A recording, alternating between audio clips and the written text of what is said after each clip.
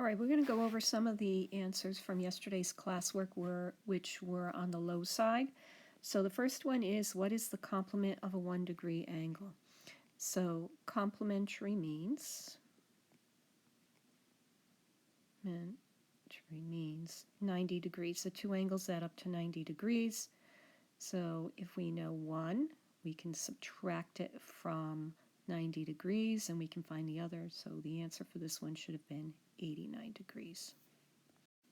Okay, in this one, the figure below shows two intersecting lines. So what's the value of x? So when I look at these two angles, they're on opposite sides of those intersecting lines, which means these two angles are vertical angles.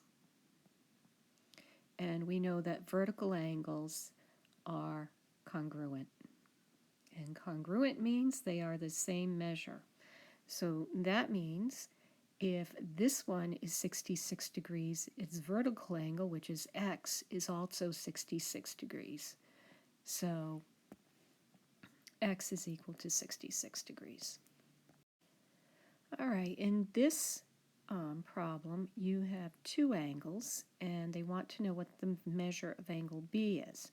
So you have one angle is 50, the other one is angle B. And then this red line means the whole angle, or the two adjacent angles together, equal 80 degrees.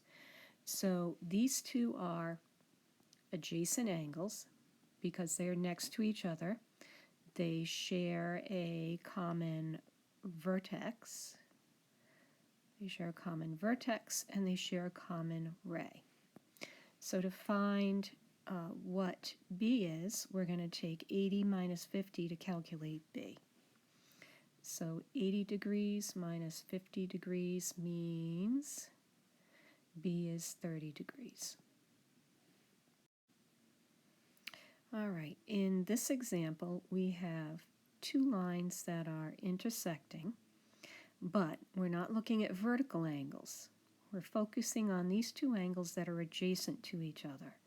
So these two angles together make a supplementary pair of angles. Supplementary.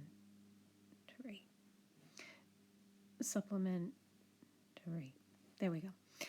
And if I want to find out what x is, I need to subtract 180 minus 59 degrees. So we're going to do that now. 180 minus 59 degrees. And let's do our math out. 7 minus 5 is 2 and 1. So x would be 121 degrees.